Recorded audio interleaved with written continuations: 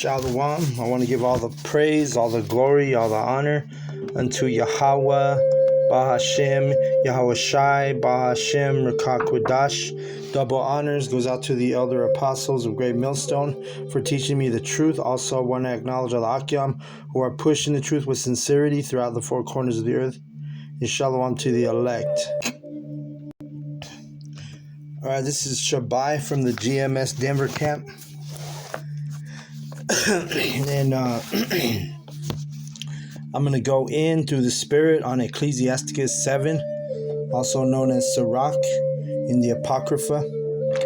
All right, so without further ado, we'll start at the top. It says, "Do no evil, so shall no harm come unto thee." Remember, Yahawah is a power of balance. So, we do no evil. We don't need to be doing no evil, especially as the leadership of of Israel. We don't have to. You don't have to be doing no evil shit. It's not necessary. All right. Verse 2: "Depart from the unjust, and iniquity shall turn away from thee." There you go. You get away from the bad shit, and guess what? All that wicked shit is going to get away from you. Verse 3. "My son, sow not upon the furrows of unrighteousness, and thou shalt not reap them sevenfold." Right, so the more righteous we walk in this walk, the less likely, we're gonna cause evil to ourselves, cause harm, cause sin, and so on and so forth. It's all about walking in this path righteously to the best of our ability, brothers.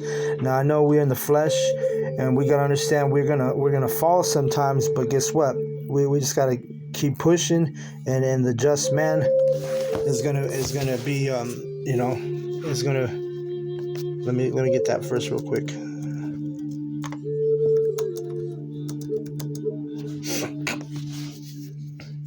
In Proverbs it says, "The just man," 16, "for a just man falleth 7 times and riseth up again, but the wicked shall fall into mischief." Right? So the just man, and it says 7, that's a complete number. So it doesn't mean you're going to fall only 7 times. You wish, right? You're actually going to fall a complete number of times, and you're going to bounce back. The spirit of the elect is going to bounce back. Ecclesiasticus 7 and 4. "Seek not of Yahawah preeminence, neither of the king the seat of honor." Right. So just because we're in this truth doesn't mean we got to be at the top of the food chain, especially in this society. And we came in the truth at our appointed time, and so whenever you came in, we're in order. You don't need to be anything extra, You don't need to act like you're better than everybody else. That's what preeminence means. It means you surpassed all the others. You don't act like you're superior to the brotherhood. You see. And it don't matter what your order you're in, you don't act, you do this humbly, right? You don't act in a boastful, braggadocious spirit. That's not the spirit of the elect. Verse 5, "Justify not thyself before Yahawah, and boast not of thy wisdom before the king." Right. It's better for other people to speak good about you than yourself.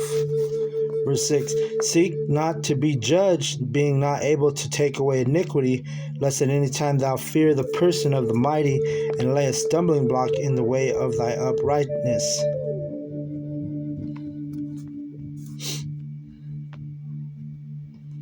Let me see where I'm at 7. "Offend not against the multitude of a city, and then thou shalt not cast thyself down among the people." Right? Yeah, because if you offend the whole damn city, and really it's all about Israel. But we gotta, in this truth, we gotta move wise as serpents and harmless as doves. We know what we got coming. We know, where we stand with Yahawah B'Shem Yahushai, right? In the spirit, we call ourselves the hopeful elect, but we do have confidence on who we are, because you don't want to stumble, especially on this side. Verse 8. Bind not one sin upon another, for in one thou shalt not be unpunished. Say not, the Most High will look upon the multitude of my oblations, and when I offer to the Most High Yahawah, he will accept it. So don't think that just because the work we do that we're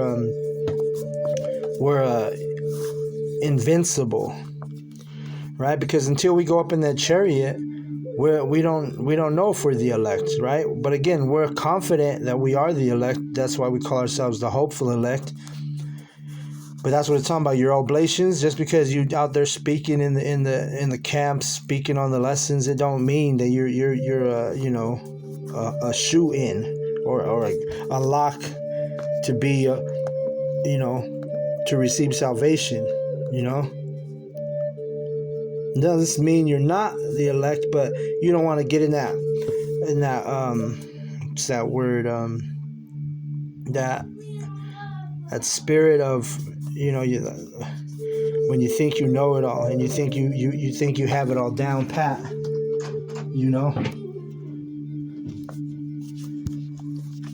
We still got to move in humbleness in this truth.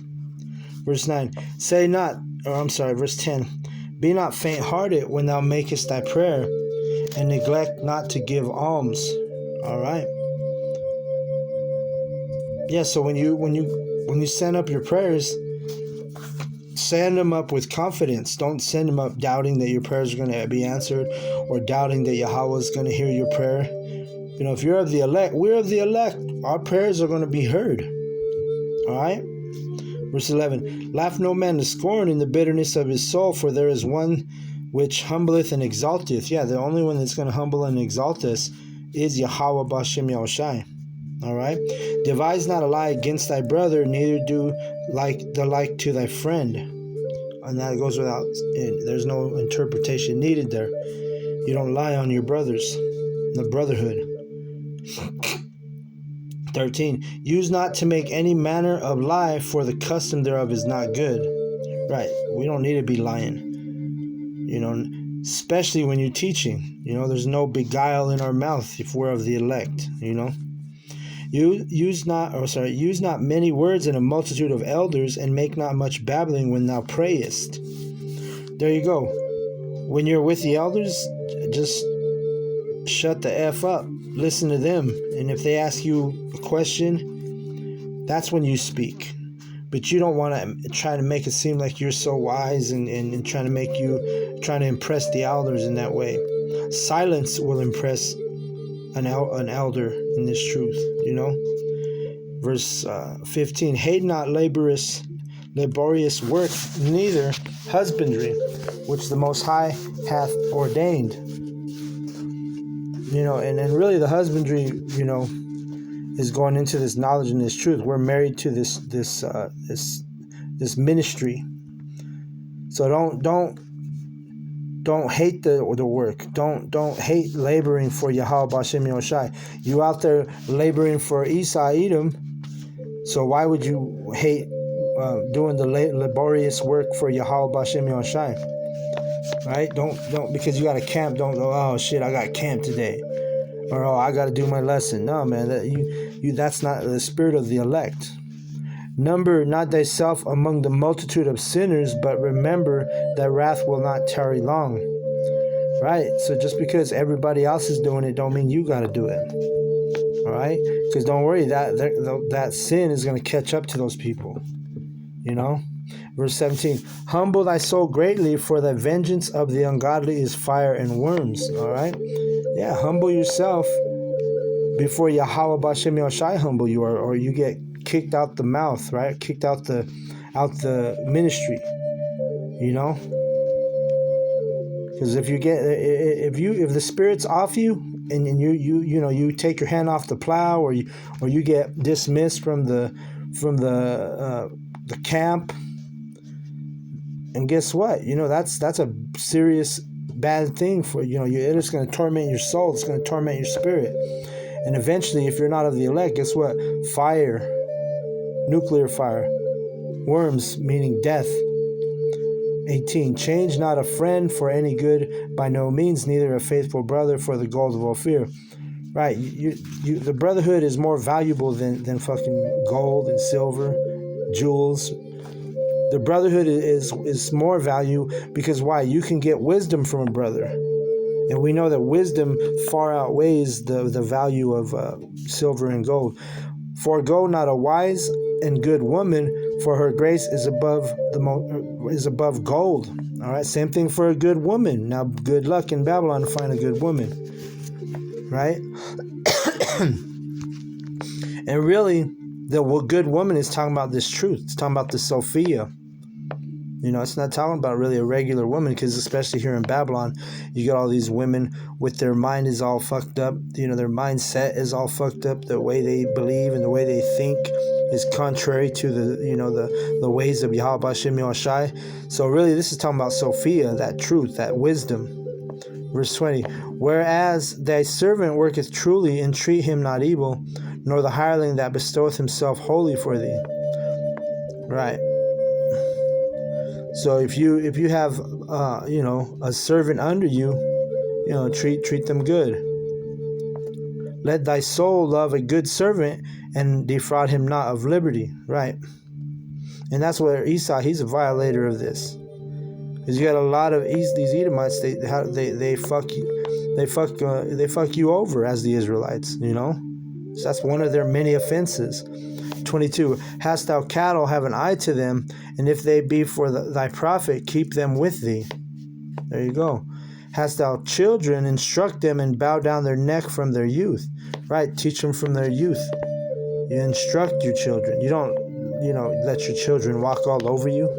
If you have kids, you got a lot of these parents in Babylon, these single mothers, they let their children walk all over them because they're filled with guilt on, being in the situation that they're in.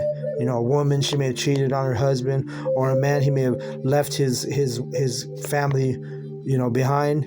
And then they both have guilt when they're with the children. They let them walk all over them. That's not the way to be.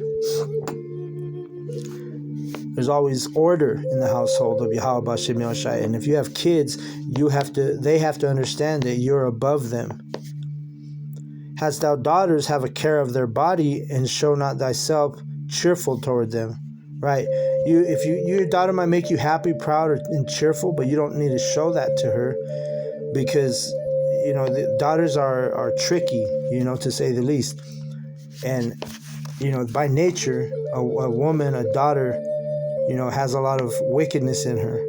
So you got to be careful when you raise daughters. And I'm the choir director over here, all right, because I have 4 daughters, all right. Marry thy daughter, and so shalt thou have performed a weighty matter, but give her to a man of understanding, meaning a man in this truth, right? And that's hard to do here in this captivity, because our we're in Babylon, You just can pray. All you really can do is pray that Yahawah B'Shem Yahushai has mercy on your daughters, Verse 26, hast thou a wife after thy mind? Forsake her not, but give not thyself over to a light woman. So, hey, if you get a woman and she's in the same mindset as you, she's willing to follow you, then guess what? Don't forget about that one. But don't give yourself over to a light woman, meaning a woman who she ain't serious. She don't have honor for you. She don't have respect for you, reverence for you. You can't be with a woman just because she got a fat ass and big titties, and you lose your mind on that bullshit. So you got to be wise in choosing a woman. 27. Honor thy father with thy whole heart, and forget not thy sorrows of thy mother. Right? Remember that thou wast begotten of them, and how canst thou recompense them the things that they have done for thee? Right, so, I know I've met a lot of men in my life who, they never had their dad in their life. And what I've noticed is a lot of them are like all emotional about it. My daddy never did shit for me. My daddy wasn't there. Da, da, da, da. And guess what? I was in the same boat, but you know what? Through the Spirit, Yahawah didn't give me a bitter spirit toward my biological father, even though he didn't, ever raise me, right? I only met him a few times my whole life. But through the Spirit, guess what? I wasn't never bitter. And that was Yahawah that put that spirit on me to be that way. So, guess what? Just because he wasn't there, but don't forget, you wouldn't even be here without him. And you get older now. Men are men now, becoming those of you who are young, and then you become a man, and then you get in your own relationship, and then you see all the wickedness of Babylon and all the challenges that faces our relationships, and then you pretty soon you're in the same boat. You was over there, hating on your dad, for your biological dad, for leaving your mom. The next thing you know, you're in the same boat. So how could you be a hypocrite? You always got to be appreciative for your parents, man. And not all of our parents are going to be righteous. We know all of them. Not all of them are of the elect. But like I said here, guess what? You wouldn't be here without them. Fear Yahawah with all thy soul and reverence his priest. Right. So that's our job, man. Not just to love God, as they say in the world, but his name is Yahawah. We don't just love Yahawah, we fear Yahawah. And you have reverence for his priests. So who are his priests? His priests are his prophets. And reverence means respect. You need to, that's where these people go wrong. They don't respect the prophets of Yahawah. And that's a huge violation, man. It's a huge violation. Let's read this real quick. There's a couple verses that speak on this and violating the Lord's prophets.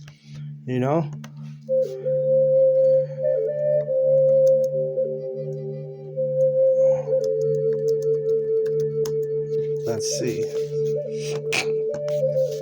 It's right here. I'll go to Matthew for this one. Matthew 18:6 says, "But whoso shall offend one of these little ones which believe in me, it were better for him that a millstone were hanged about his neck, that he were drowned in the depth of the sea." Right. And who are the little ones? The little ones are those teachers, those priests, those prophets. All right. So you're better off to put a big ass millstone, which is a rock, around your neck and jump into the water. What's that going to do? Pull you down where you can't come up and drown you. You're better off to get drowned with a rock around your neck than to offend one of the Lord's priests. Just so let that sink in. Ecclesiastes 7 and where am I at? 30. It says, "Love him that made thee with all thy strength, and forsake not his ministers." All right, again, and you got to love Yahawah with all your strength. Who's doing that?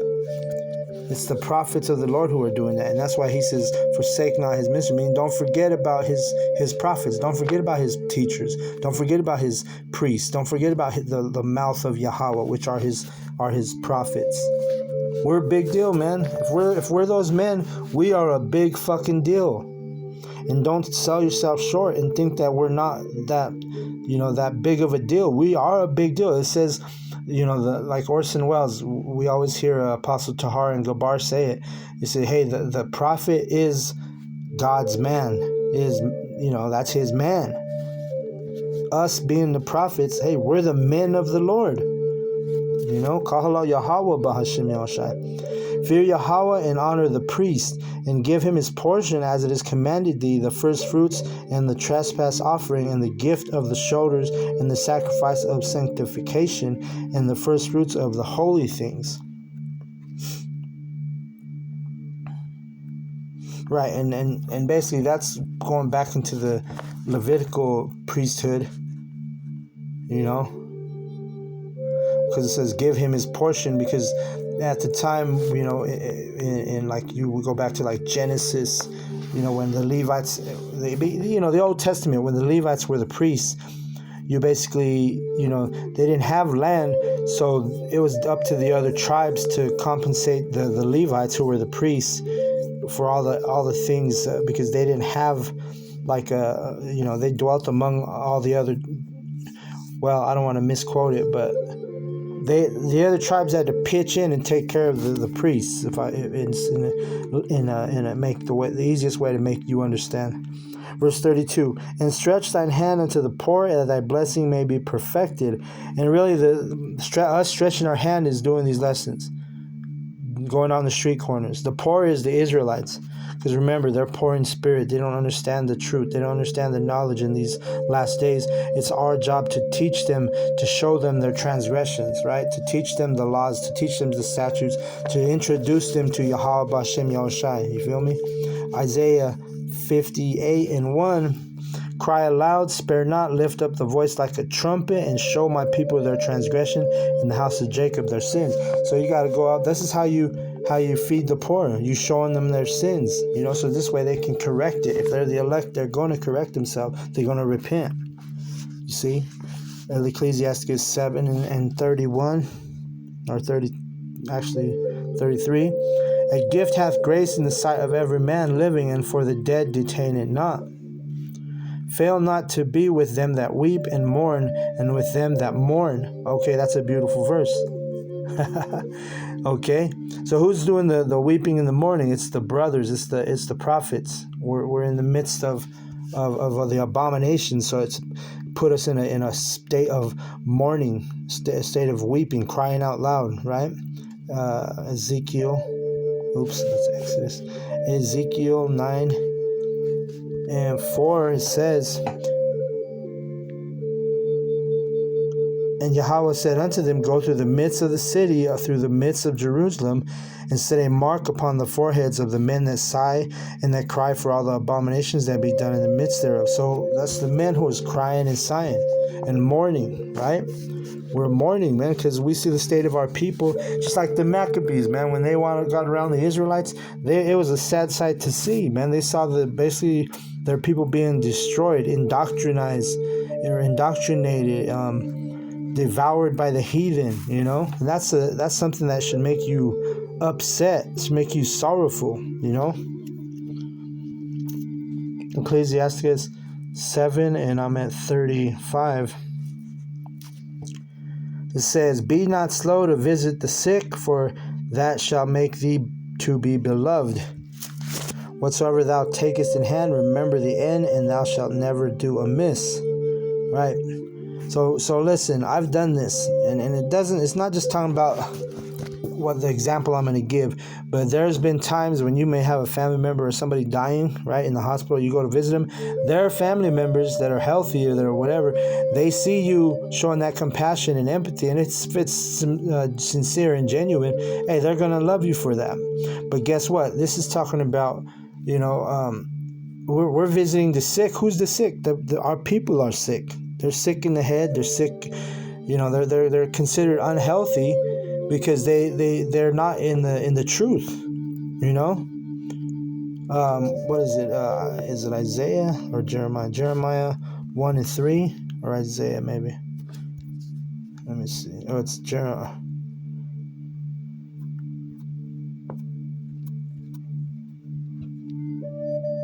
Oh wait, I'm tripping. Wait, is it? Hold on. Let's see.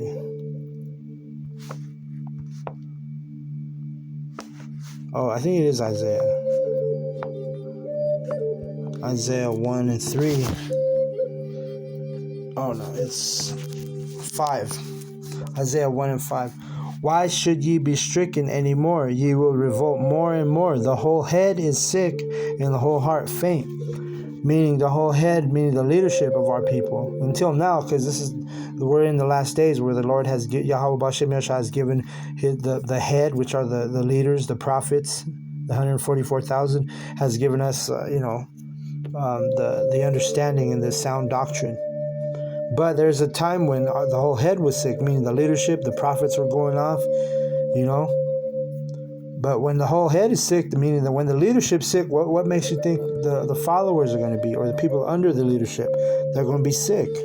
So really this, excuse me, this truth, this verse is talking about our people being sick because they don't They don't have the understanding, or they're not in the fold of Yahawah B'Shem Yahushai. And that's our job, to bring the elect into the... Well, Yahawah uses us to seal the elect, all right? So we got Ecclesiasticus 7 and 36. Oh, I read that also. Okay. Yes, whatsoever thou takest in hand, remember the end, and thou shalt never do amiss. Right, consider the future, right? If we remember the end, that's a wise thing to do, because when you consider the future, which the end is in the future, it's almost here, right? But guess what?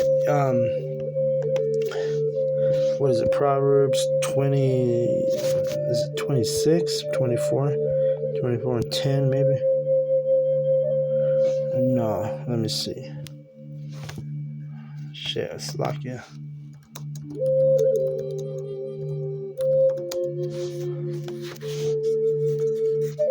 Okay, Proverbs 22, I was off. And 3, it says, a prudent man foreseeth the evil and hideth himself, but the simple pass on and are punished. All right, so if you're prudent means you consider the future, meaning you consider the prophecy, you consider the end times, right? So a prudent man is going to consider the future. Like, what are the prophecy? The micro-C-hip. If you're prudent, if you're of the elect, are you going to take the micro-C-hip? Hell no. So guess what? You're going to hide yourself. And when you hide yourself in the tabernacle of Yahawah, you're protected, right? Let's get that real quick.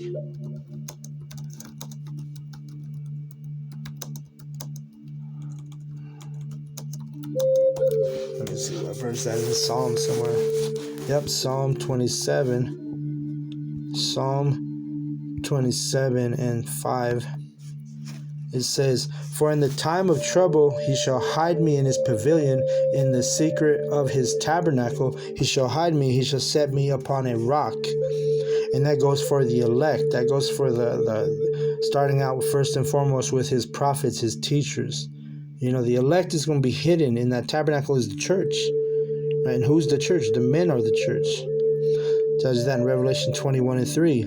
All right? And then I'll bring this verse out just to show you that this is going to be our stability and our protection. Isaiah 33 and 6 is going to be this wisdom.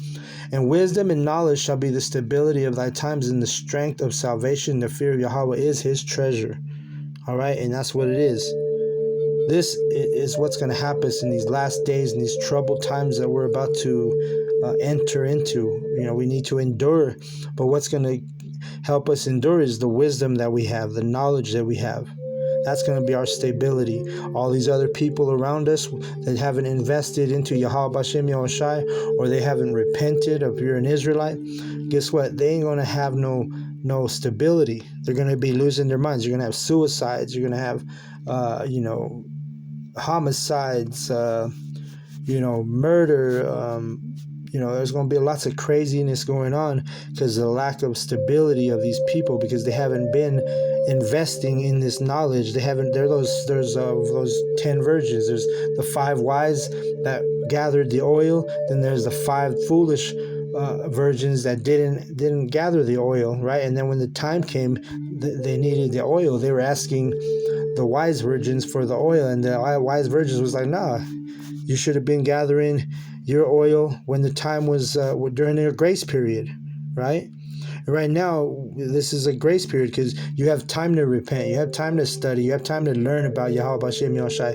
You have time, if you're an Israelite, you have time to repent. So that's what you got to do as an Israelite, right? And only the elect of Israel are going to repent.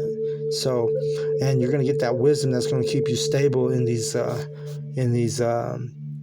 troubling times that we're entering into. So with that, I want to give all the praise, all the glory, all the honor unto Yahawah B'Shem Yahushai B'Shem Rakah Kudash. Double honors goes out to the elder apostles of Great Millstone for teaching me the truth. Also want to acknowledge all the Akyam who are pushing the truth with sincerity throughout the 4 corners of the earth. A shalom to the elect. Shalom.